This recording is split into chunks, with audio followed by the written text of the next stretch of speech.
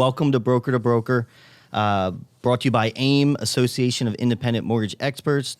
I am your host, JP Hussey of the Hussey Team Mortgage Advisors, and today we have Todd Bitter, the legend, the god of mortgages, right? What Casa calls you, at least. Yeah. And sometimes it's a little overblown. I'm sure it is, and I feel you, man. But I had to say that, right? So JKS Mortgage, right? Yes. LLC. Yeah. What's that stand for? Well, JKS was around before I was part of it. Okay. It stands for James Kevin Smith, who is my so-called, he's owner partner. Uh-huh. Yeah, he didn't have the most creative idea about a name of a company, but it Sure. works, Yeah, it's kind of funny in the names of mortgage companies, right? Yeah. They're either really vague or not thought out or overly thought out. Yeah. If that makes sense. No, yeah, You're seeing a lot exactly. of cool names come out nowadays. Like our buddy, if you saw Chris Griffith, he's does deals. Yeah. It's a pretty cool. It's a cool name. No, and it's it different. is cool. Yeah. And I don't know why, for whatever reason, JKS flows, unless it's just like because it. I've said it now a gazillion times, but to me it kind of flows. And, Yeah. That's part of marketing or messaging a bit. It's got to flow. Yeah. I mean, I don't think JFQ or, well, JFQ is actually, what's his, isn't that his JFQ? name? Isn't that, gosh, no, maybe that's not their name. Either way. Yeah. Anyway, Either way. but It'll like pop later. ZYX or something. You know, Yeah. So. All right. So you're from, you live, not from, in Phoenix. Yeah. But you're Greater from Phoenix area. Cincinnati? Yeah, Cincinnati originally. So you're kind of an East Coast guy a little bit, right? Yeah, I've been gone long enough that this cold weather's killing me. So Yeah, I got you. All right. So out in Arizona now, how long have you been out there for?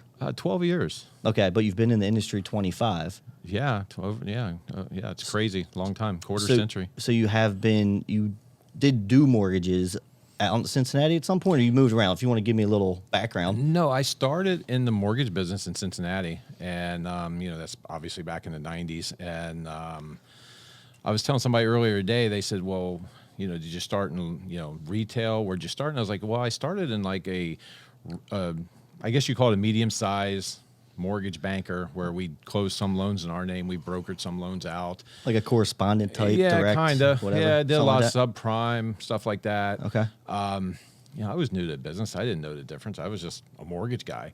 And I was telling this other guy this morning, he's like, "Well, what made you switch to being a broker?" I said, Yeah. "I don't know. We just left, and me and a couple guys that were there left and went somewhere else. And, we were brokers. We didn't know we were brokers. But we were, You just got the deals done. I mean, that's Yeah. kind of what I get, and that's kind of how I am too. What I get from you is, listen, let's do the right thing by the client, get them done, move on with our lives. Yeah. Doesn't matter what label you have on you, just do it the right way, right? Yeah, and I do think back then, I think before the housing market crash in 2008, I don't really remember the big, I'm retail, I'm a bank, I'm a broker. I mean, I think there was more of a blurred line there. You had your banks, and then you had others. And like I said, when I became a broker, I didn't even really know that I'd become a broker. I just knew that we were like a little small shop that was hiring loan officers and brokering all of our deals. Right. But then later it became more defined. I think the housing crash in Made it become 2008, defined, maybe? It did. And I was a broker through the whole thing. So Yeah. Well, let's get to that. So you were in Cincinnati, then you went right to Arizona from there? well, yeah, I did the really Early 2000s, maybe? No, I went to Arizona basically right before the housing crash. Okay. I was really smart. I was in Cincinnati and I was doing really well. And I thought, hey, I'm the, as Anthony likes to call it, I'm the great Todd Bitter, Yeah, the right, greatest sure. loan officer alive. I can go to Arizona and kill it like everybody else out there. Well, Right. I get to Arizona, I know like one person in the whole state, and then the whole market decides to crash. And I'm standing there going, okay, I know nobody. I know nothing. I don't know what houses. I don't even know. Somebody tells me they're living in Glendale. I'm like, Glendale what? Yeah.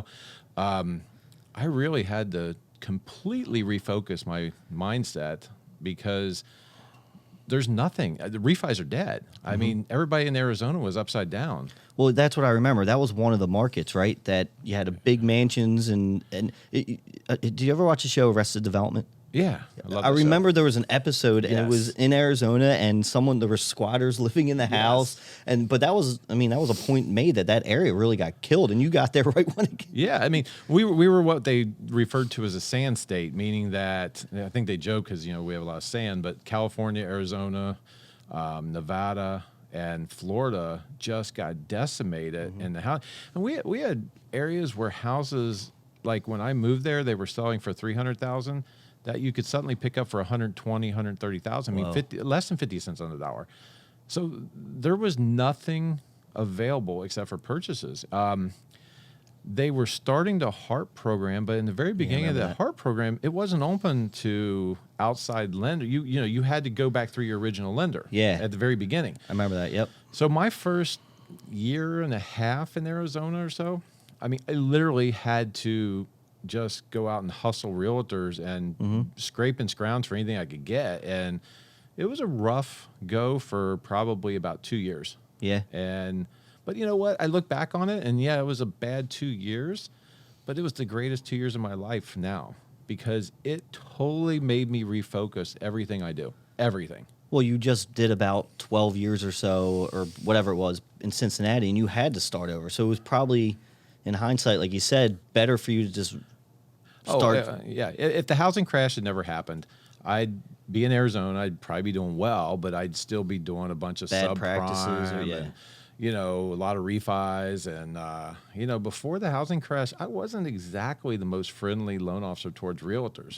And, I realized really quick in 2009 and late 8, you either had realtor business or you were pretty much going to go flip burgers at McDonald's or something because there was just no refis to be had. There was nothing. And it wasn't like today's day and age where you can there wasn't social media. No. So it wasn't like you're getting one-offs from there or building relationships. It Not was at all. back then it was all realtors for the most Yeah. part, from what you remember. Yeah, I mean, you had guys that were doing some refis, but they were refinancing their old customers where I had no old customers. In You had Arizona. nothing anyway. Yeah, I'd start over from scratch. So a lot of guys left the business. And again, You think that helped you out a it bit too? did. It Yeah. did because a lot of guys left that were used to easy money, and they were suddenly faced with, okay, well, I'll go sell cars or something else and make money.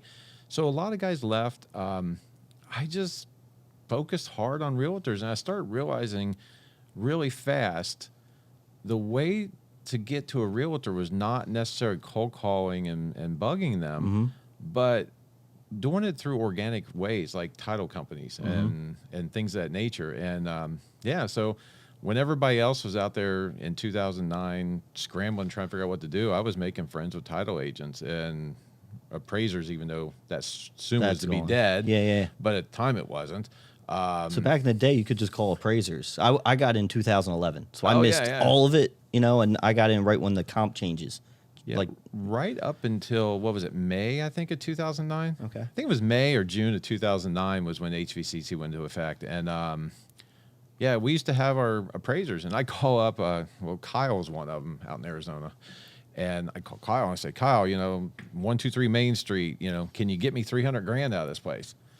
He called me back half hour later. Yeah, I can make that work. Or no, it's going to be a push, and yeah, I mean, that's part of what HVCC came into a play because. yeah, what do you think about that? Like, do you wish we could have some communication?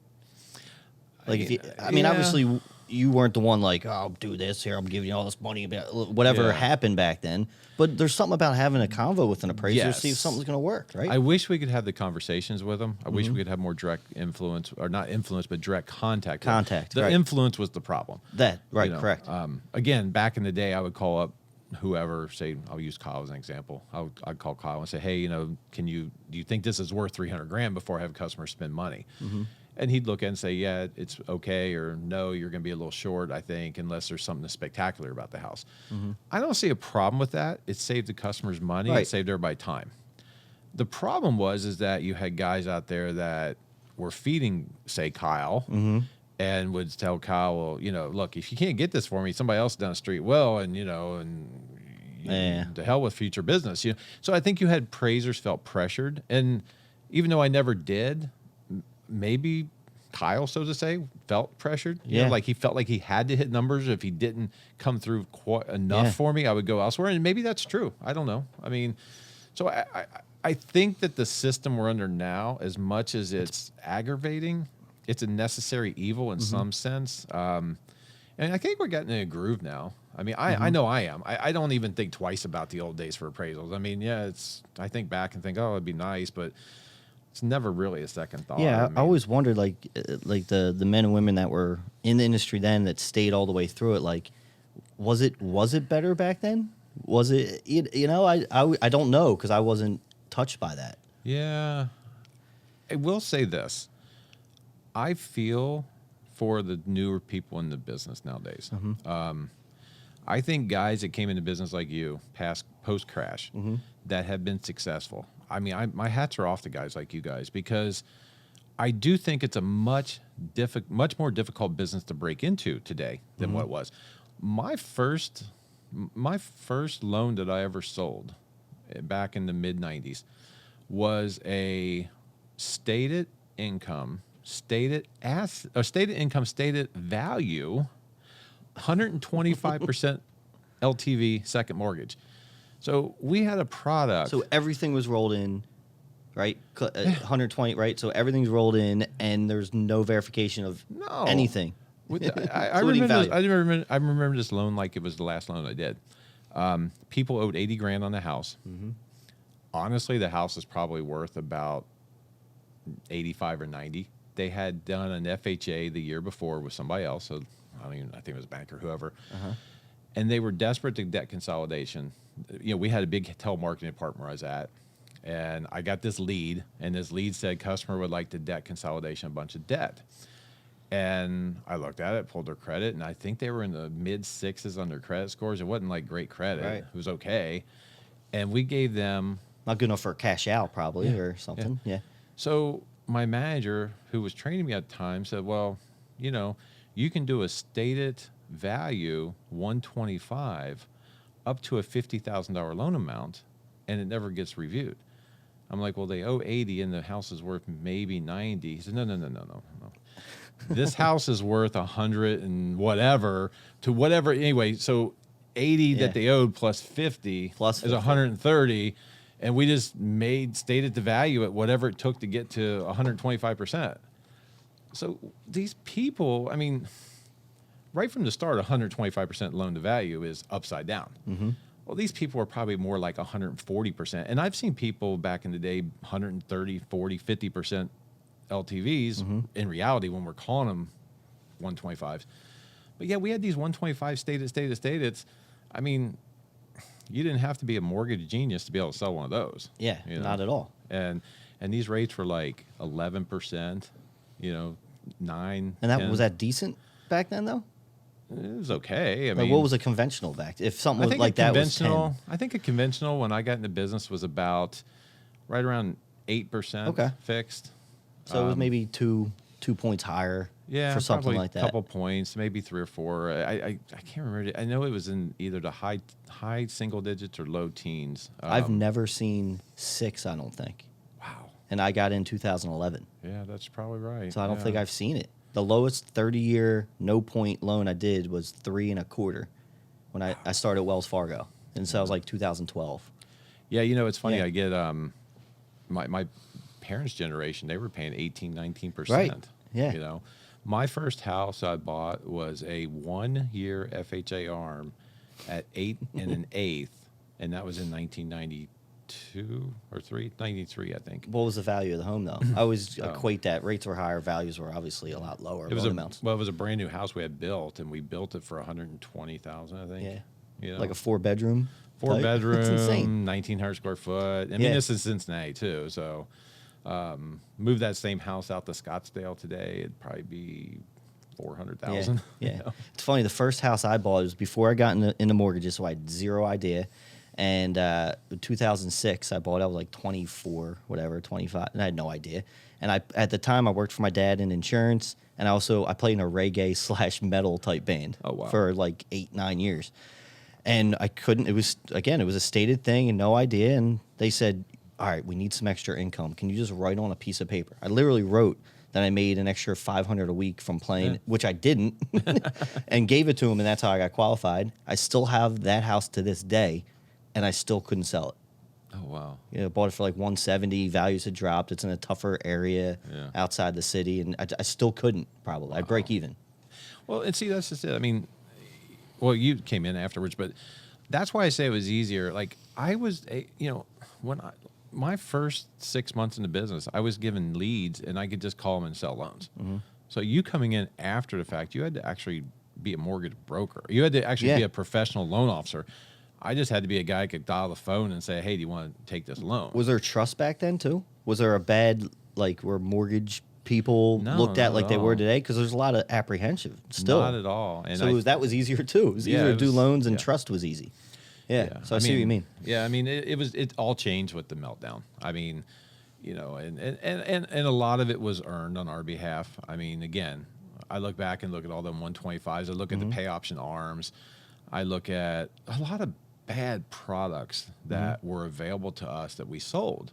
And it wasn't, and again, there was a discussion the other day on Facebook about the Jamie Dimon interview the other day. And, a lot of people were saying, well, he created this. Well, yeah, a lot of them bankers did create it. And, but they like to blame the broker. But, we were just given daily rate sheets. Well, this is your product. You sell it and you just sell what you're given. You're a soldier. Here's what it is, and let's do it. But, I mean, there were some insane products back then. And like I said, it was easier. That's why I think it's harder for the younger people today. And when I say younger, not necessarily young in age, just young in your career, getting into the business, because you have to be a professional loan officer today to actually do the job. Where when I came in, you could be a convicted felon when I came into the there was business. no licensing, No licensing, no background checks. I mean, maybe some companies are doing background checks. I mean, but there was a lot of bad apples in our business, and they took those products and just used and abused them, and I like to think I never really used and abused them. I sold some products I'm not proud of today, but yeah, so I think that the meltdown happened, and I think that a lot of fingers got pointed. It was easy to point the fingers at the guys on the street, which was us. You had movies like The Big Short that came out or whatever that loved to point fingers. They showed them two jackass car guys at the bar laughing about the hundreds of thousands at of the dollars. strip club or whatever. I mean, it happened though. So that movie, you'd say it was a good movie for what happened. It was a good movie. And it was funny enough. It painted a bad light on a lot of people. Hate to say it, but it was fairly accurate. Okay. I mean, there was a lot of guys I worked with that weren't the most. They're guys I wouldn't hire. Yeah. You know. Well, you don't hire anybody, and I don't we're hire going to talk anybody about now, a little bit anyway. Yeah, my wife's on me. I need the assistant. I'm actually talking to a guy right now. Whoa! Breaking news! I know. I don't know if it's going anywhere, but it's like I don't know. I really do need help. Well, can we talk about that? How your setup is? Because that's another thing that that makes you.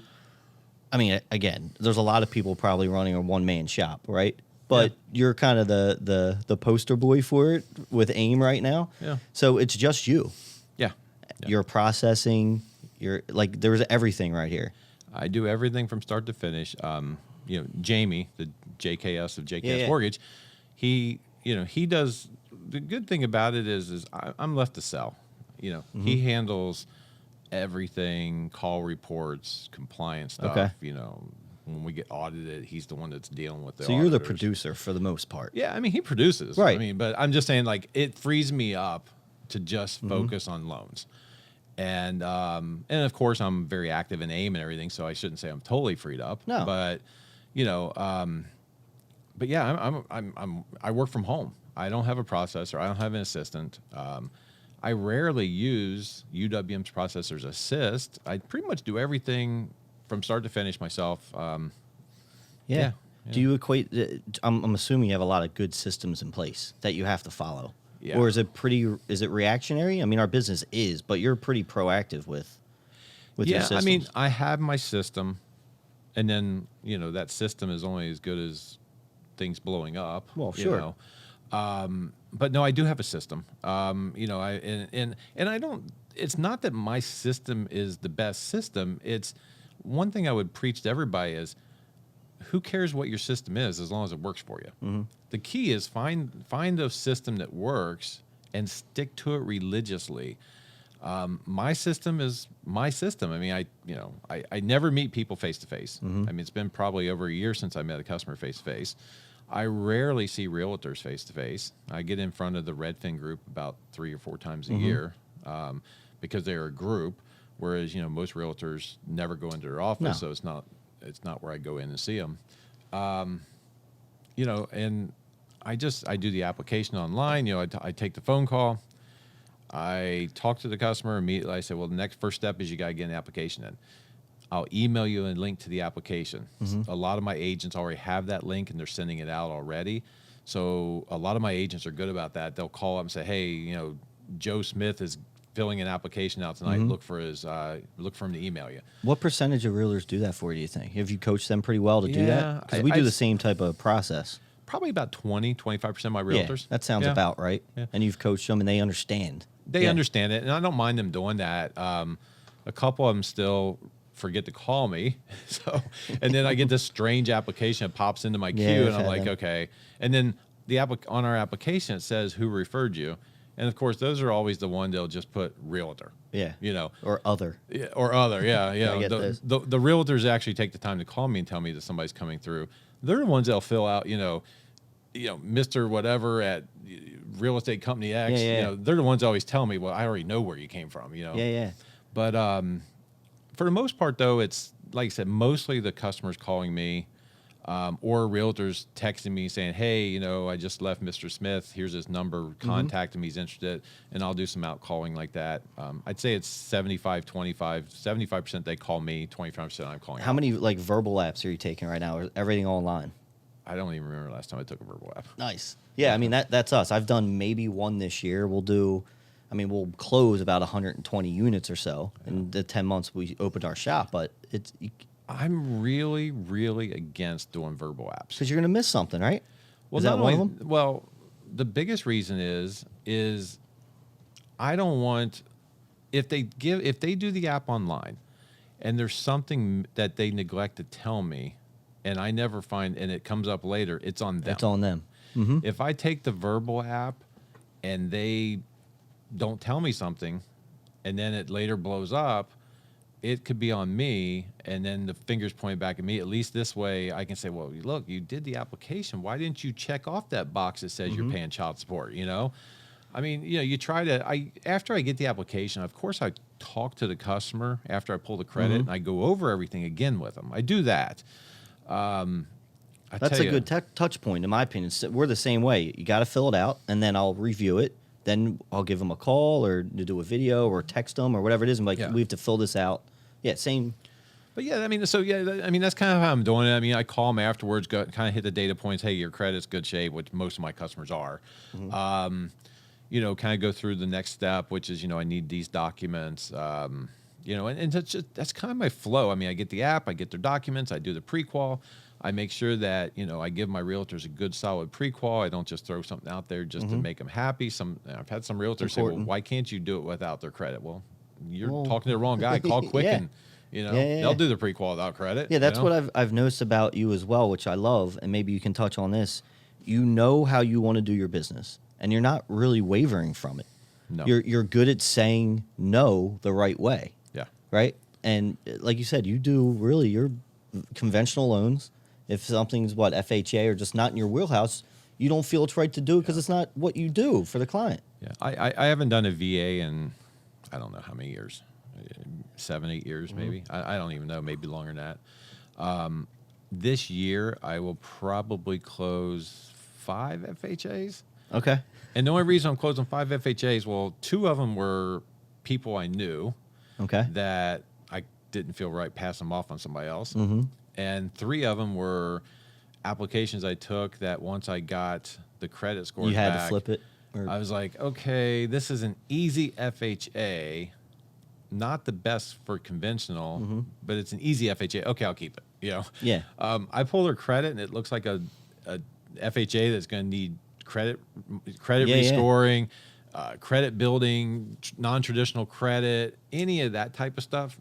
No, I pass it off. You pass it off to someone else that's going to be able to spend the time. It's not like you're just being like, no, have a good day. You're getting it to someone. Yeah. You know? I mean, one of my realtors. No non-QM, none of that crap. None of that stuff. No. None of that stuff. I have broker partners in Arizona that I'm friendly with that I pass those off to. I mean, just, what was it?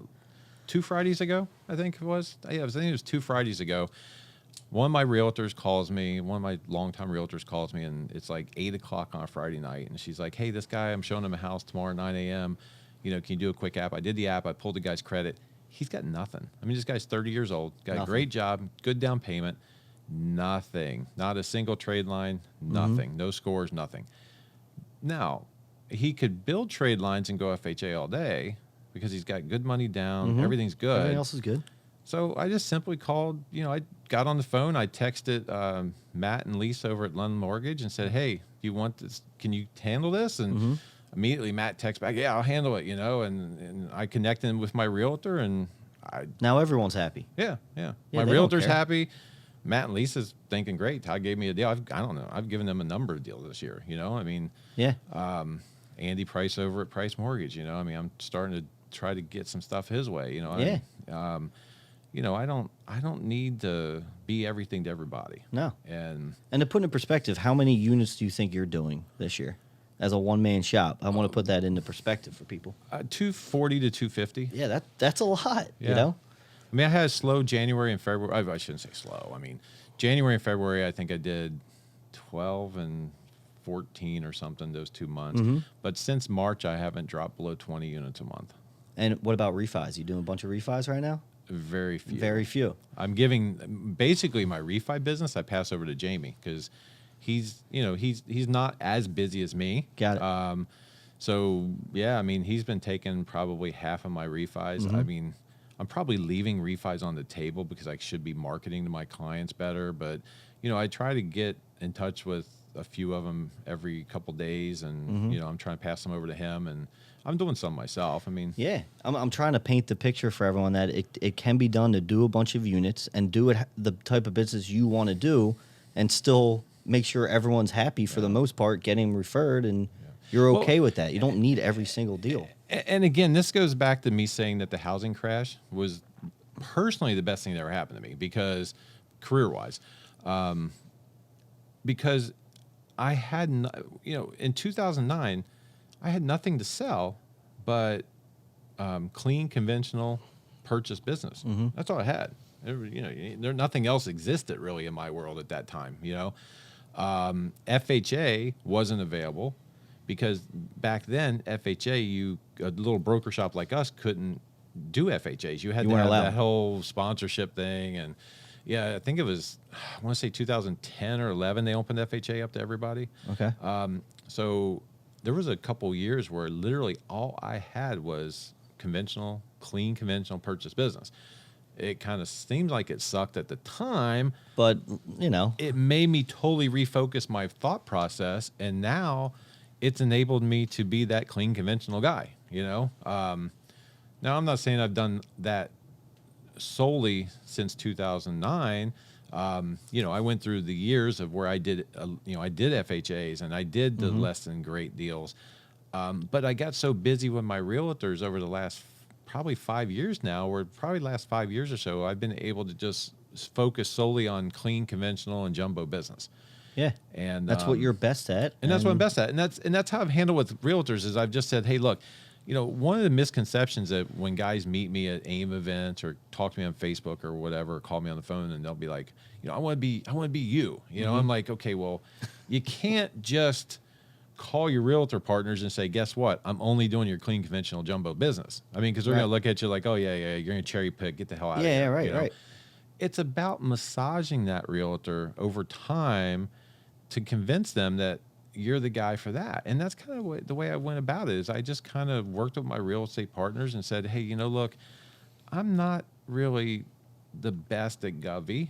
I mean, I can do it and I can probably do it better than the next guy, but it's just not really in my wheelhouse. So, you don't want to be a one loan officer shop, and I know you're not. You can have the greatest realtor partner in the world and they have other loan officers they work with. They'd have to. Yeah, let's be honest here. Yeah, we don't own real estate ourselves. agents. Yeah. We don't own them.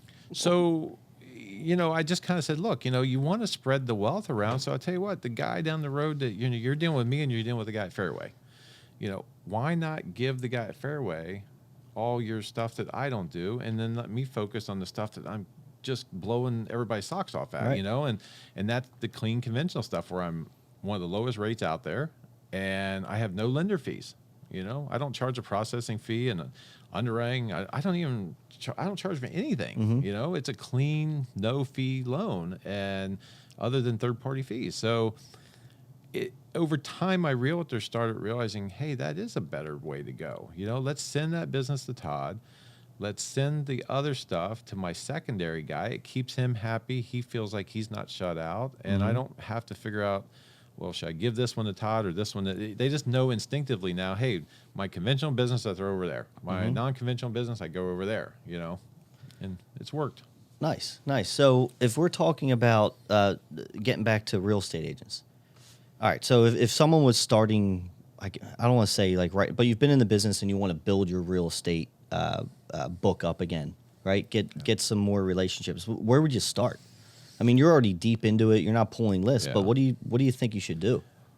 So there's a lot of the mortgage training, mortgage coaching people out there that really preach, cold calling. Yeah, we were realtors. talking about this. Yeah, we were talking about this earlier. I'm not here to say they're doing it wrong. For me, it's wrong. Okay. Personally, I'm not going to call a cold call realtor that I don't know. I'm going to build it organically. And the reason why I always look at everything from a standpoint of how I react. When recruiters call me, when lead companies call me, when anybody calls me cold to try to sell me on something, I'm usually not very open to the idea. It's rare that they get past 15 seconds into the phone call without me just either getting them to politely go away or they get clicked. Yeah. And I always joke with everybody that you get 15 seconds of the polite professional Todd when you're trying to sell me something. And after 15 seconds, it ain't going to go well if you get just the won't Slayer hang up. Todd. Yeah, exactly. You get the rain and blood guy, Yeah, right. But, so I always look at everything like, if I hate it, why is the next guy going to like it? So, and I've had realtors tell me that they literally hate Mondays because they know from Monday morning through early afternoon, their phones are going to be ringing off the hook with cold calls from loan officers because they've been trained through different various programs to do 25 or 50 realtor phone calls every Monday, Marketing Monday. I've had realtors say they hate it, and I was like, yeah, you're right. I'd hate it too.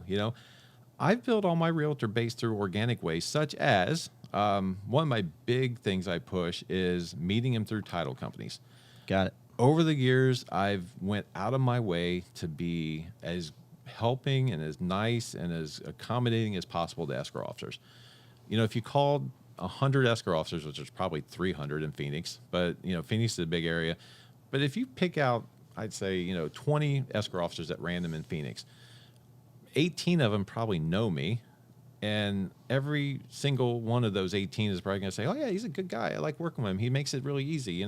He handles the UWM U-Close 2.0 all by himself and just hands me docs, and I don't have to do anything. And I hate UWM's U-Close 2.0. You know, not me. They hate it. They hate it.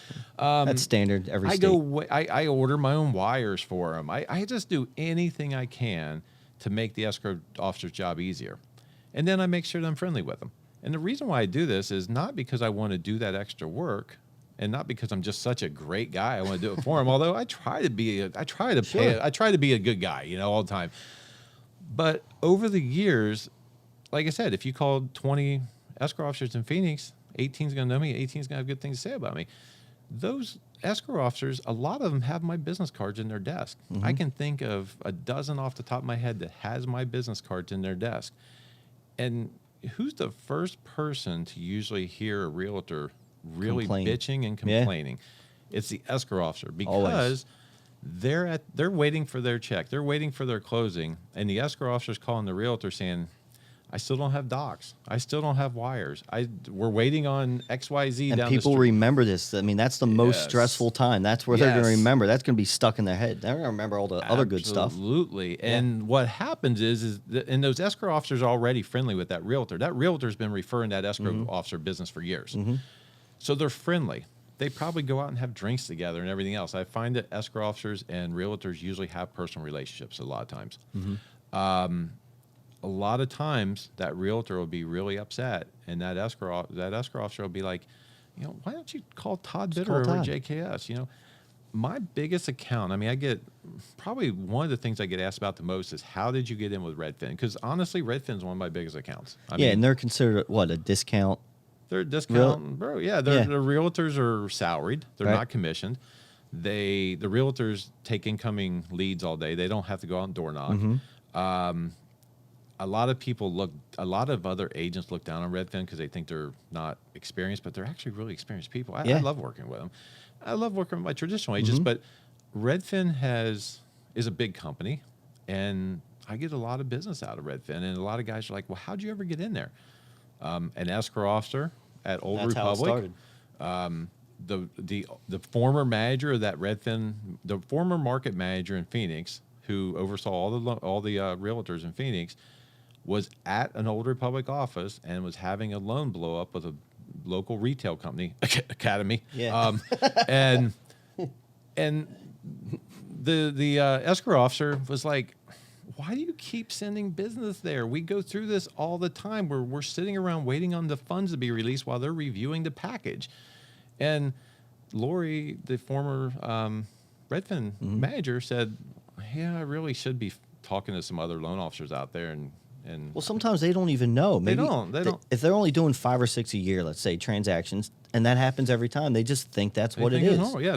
So the escrow officer said, "Well, not normal. I just closed one with this guy yesterday. I've dealt with him for God knows how many years. Here's his business card." I get a call, and it was funny. I didn't even know who Redfin really was at the time. I saw a little bit of their signs. This is before they were really big in Phoenix. And she goes, "Hey, we have such and such over at Old Republic told me to call you." And yeah, okay, great. And we did a deal together. It went really well. We did another deal together. It went really well. Then she invited me into the office.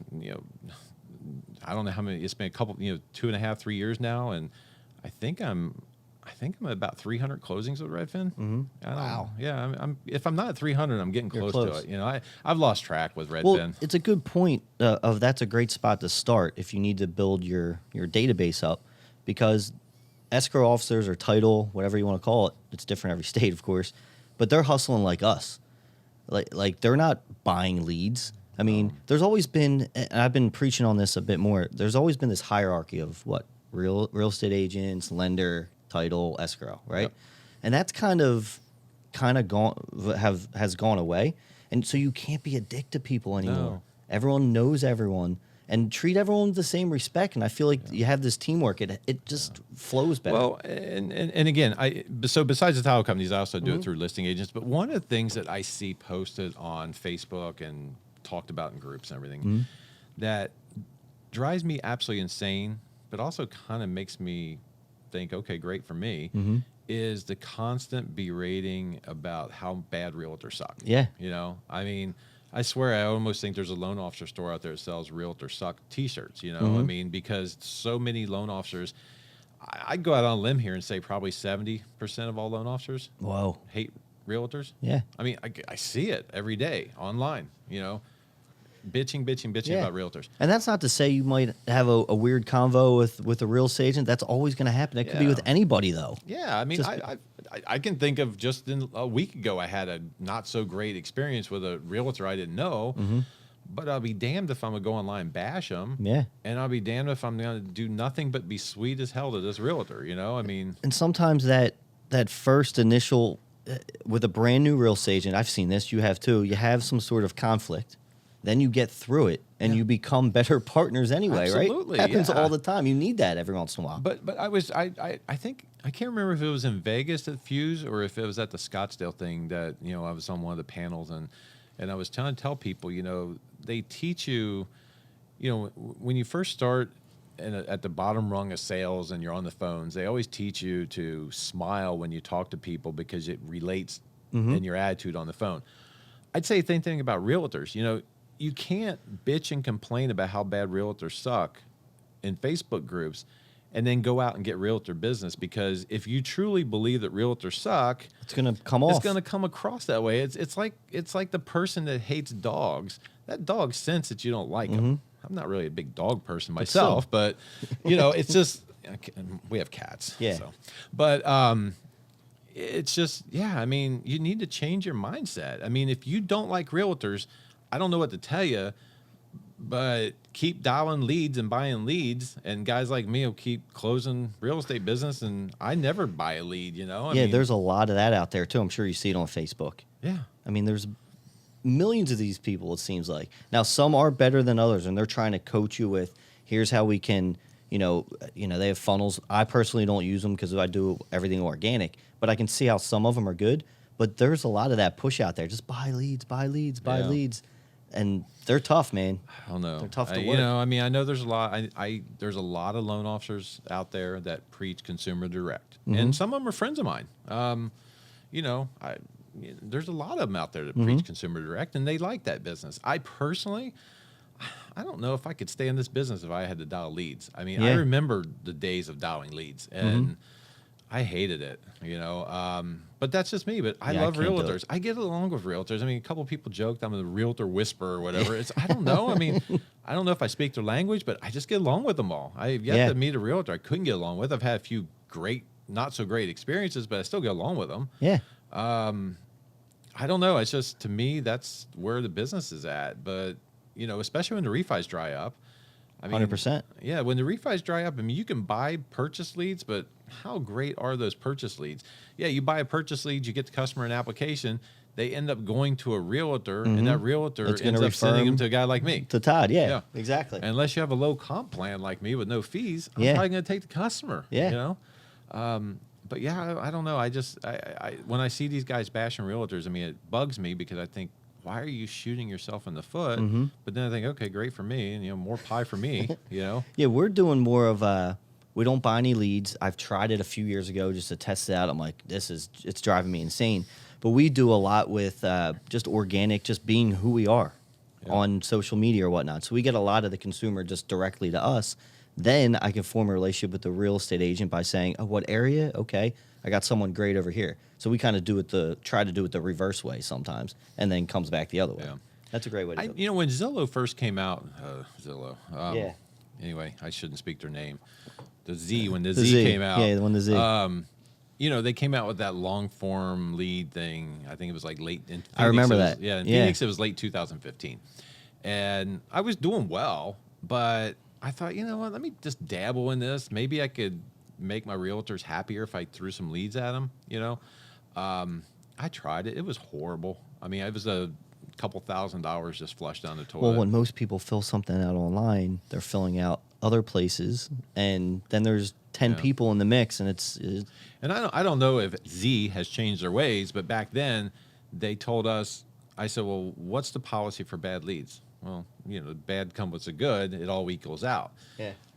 I had like 3 in a row that were like Donald Duck, Mickey Mouse. I don't even That's how they actually fill their name in, Yeah, right? yeah. I had Charles Manson. The number's you know? 696969. Exactly, yeah.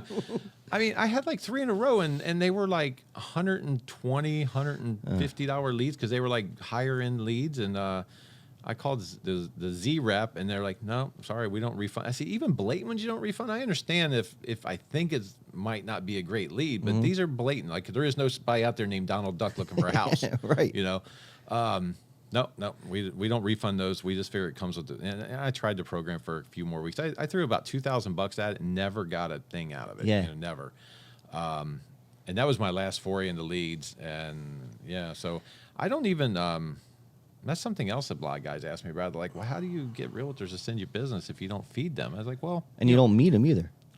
Very seldom do I ever meet a realtor, Well, could you touch on that? Like, if you have a new realtor, I mean, do they even care about meeting with you in your area? Not really. They just want to know. Yeah. They want to know results, and they already got maybe a recommendation from escrow agent anyway, right? Yeah. Is that how it's kind of working? So the ones that are referred from escrow officers, those are the easy ones, because those are simple. It's the ones that come to me from the like listing side. So besides the escrow officers, I'm really big on as soon as I get a transaction started and the listing agent is somebody I don't know, which is 75% of the time. There's a ton of realtors out there. I try to see who they are and if they're somebody that I want to do business with. I mean, if they're like the agent that's done 2 deals in the last 2 years because it's a hobby to them. I don't want to deal with that agent like that. Never. What's the minimum for you, kind of? I mean, it's I want to see that not they, black or white, but yeah, I like to see it. They've done at least six transactions in the last year. Okay. You know, I really like the ones that have done at least a dozen or more. If they can average one a month, you know, I got some of my Redfin agents close 40 deals a year. Yeah. You know, what are they salaried to? Not to jump off topic. Do you have an idea, or you don't have to say it if you don't want to? I'm just wondering, like, what maybe it is. It's not a great. I mean, I think they're somewhere around a couple thousand a month. Okay. And then they get like bonuses. They don't Sure. get commission, but they get bonuses. They get bonuses. But you know what? They get full benefits. They get stock options. All right, They get, that's cool. they I don't get- know much about it, so that's why I'm wondering. They get their cell phones paid for. They get all their education paid for. I mean, they literally have no expenses. So I've had a few Redfin agents say, you know what, I could probably do better in a traditional sense, but I'm out door knocking. I like the fact that I have health insurance and all this, and I still make a good living. I just, you know, I could hustle and make more in the traditional world, but I got like But security that's how they here. want to do it. I mean, this all goes back to doing it how you want to do Yeah. it, setting your own plan and working around Yeah. that. That's what's great about real estate and mortgages. You can do that. Exactly. But so back to the listing agent thing. So when I see that it's somebody I want to work with, I really put on the wow factor. You know, it's like I go out of my way. Well, first of all, let me back up. I tell all my buyer's agents, whenever you're submitting that contract, CC me on the offer. Yep. Because I immediately call. I usually wait 20 to 30 minutes. I call the listing agent and say, hey, you know, Kelly over at Redfin just sent you this offer on Mr. and Mrs. Smith. By the way, I'm Todd. I'm the loan officer that's handling them. I've already pre-qualified them. Let me walk you through how strong this customer is. A lot of times they were like, oh, I just don't have time. But a lot of them are really like, I cannot tell you how often they're like blown away. At least 75% of the time, the listing agent will be like, wow, this is great. They're actually Happens every shocked time. Yeah. that I'm taking the time to call to discuss the customer with them before, just for the offer. Two things have happened. My customer thanks me. Kelly, the Redfin agent, or whoever the agent is, likes it because I'm helping them get under their offer accepted. And now I've opened up dialogue with the listing agent on a way that they're not used to. And then from there, I just keep them updated every step of the way. You know, I keep them updated. I constantly, in Arizona, we have these things called LSUs, which are loan status updates we have to send out. Okay. I keep them on Oh, time. and you have to send them We out? have to send them out per the contract, Whoa. yeah. Never even heard of that before. Yeah, it's cool. That's loan good, officers though. hate it. I but think it's great. I think you it's know? great. Yeah, it's a form. You check off where you're at in the file, and you send it out weekly. Okay. I send it out every time something So happens. do that whether you have to or not. Exactly. Is what you're saying. Okay. If your state doesn't use that form, just keep the communication open. I want to see those forms. I would love to Yeah, get that so I can know what we do. absolutely. That'd be cool. Yeah. Yeah. So anyway, yeah, listing agent. Yeah, I just wow them with good communication and keep them in the loop. And then what I do is at the end, I usually call them up at the after we've closed and funded. I usually call them like that same day and just say, hey, thank you. You know, you help keep things moving along. I appreciate it. If you ever need anything in the future, just give me a call. And then I usually follow up about 2 weeks later with an email just saying, hey, it was great working with you a few weeks ago on the Smith loan. I'm about as good as you're going to find out there for conventional business. You know, keep me in mind, please. You know, I'm not going to telemarket you and start bugging you. This is my last communication. That's what I was going to ask. Is that the last one for the most part? It is. Yeah. It is. Because if they don't want to work with me, they don't want You're to not going to bother them. You know? Right. What I'll say about that is I strike out way more than I ever accomplish anything. I might do that 40 times a year, 50 times a year. And maybe I'll pick up 1 or 2 realtors a year that way. But guess what? I picked up 1 or 2 realtors a year. 2 of my top producing realtors were listing agents. That I met that way. But a lot of loan officers think, well, it's a waste of time. They never get back to you. Well, yeah, 90% of them are never going to get back to you.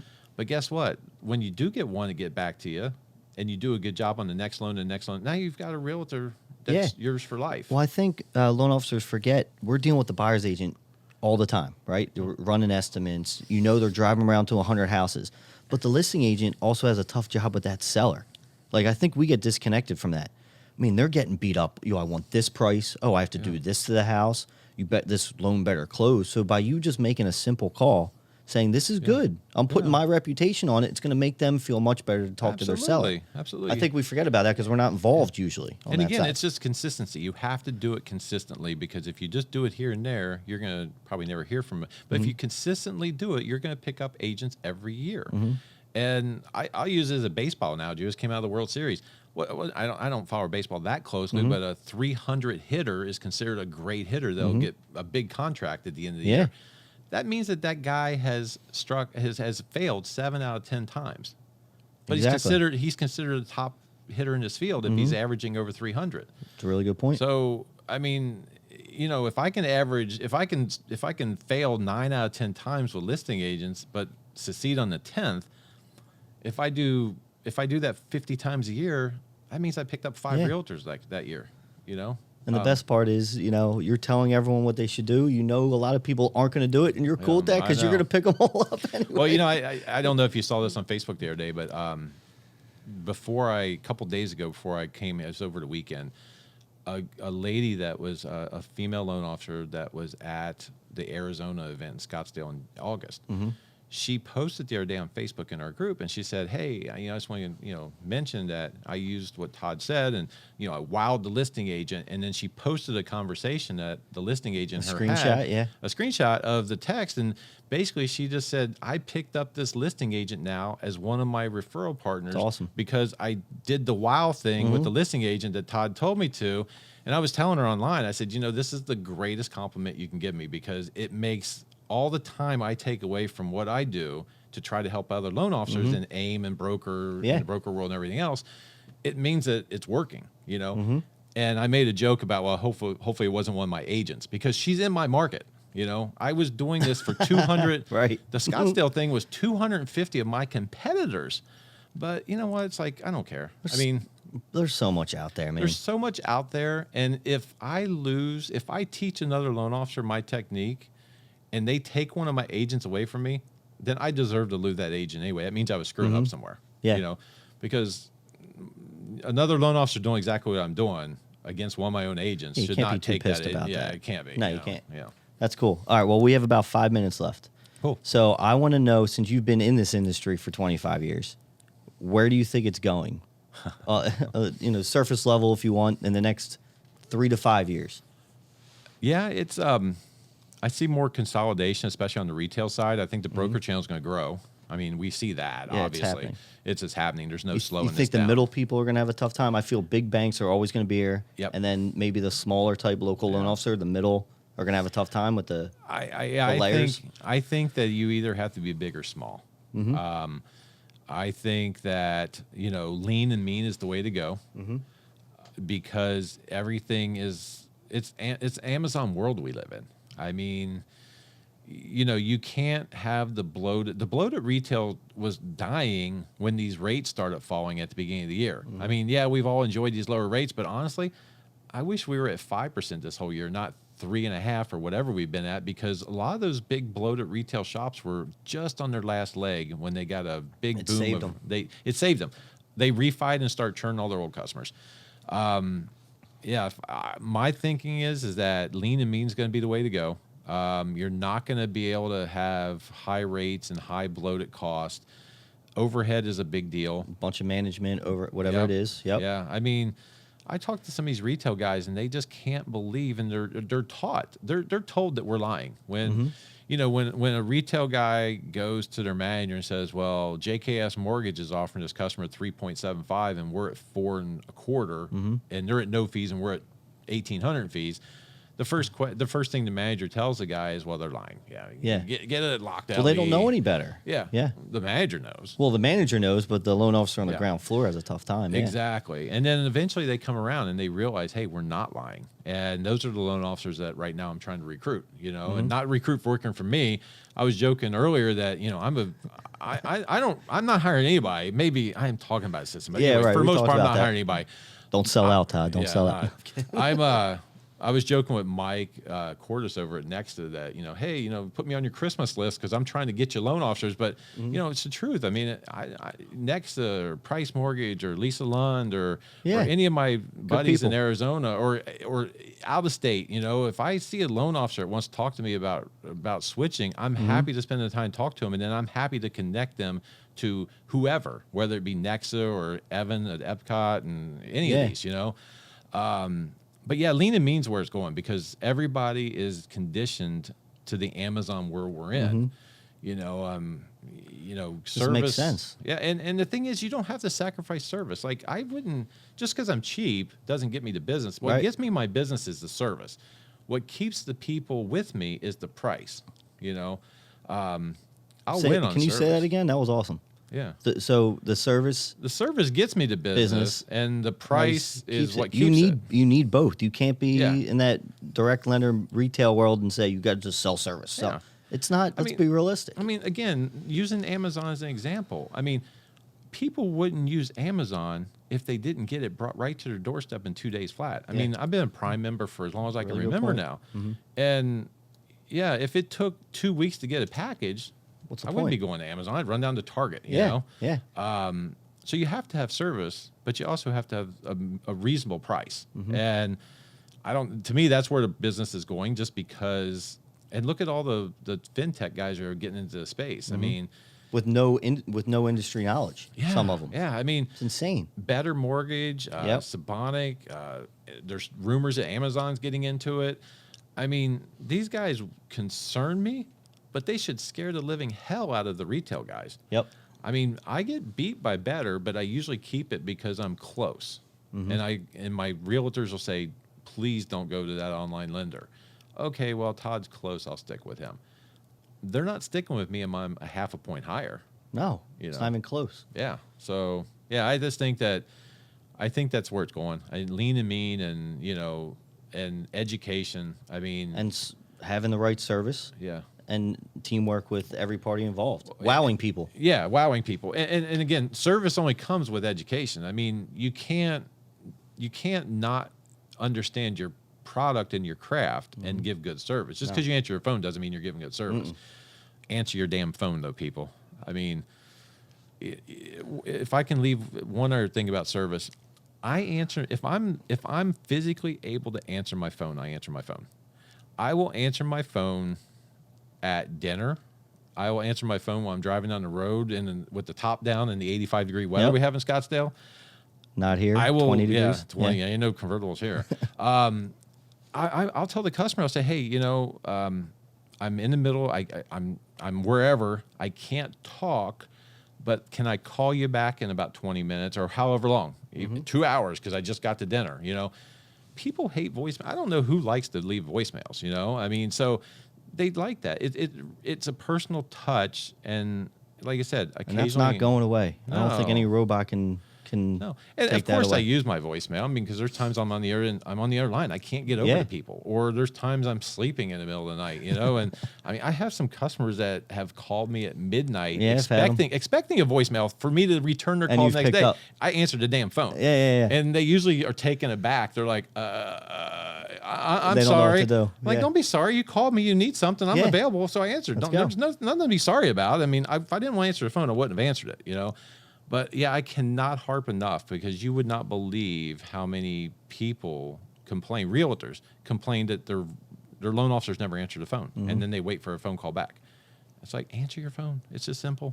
It's not rocket science. Well, there you have it. Todd Bitter, answer your damn phone. Yeah, that's it. Thanks, man. That was awesome. Appreciate Thanks so much. Thanks.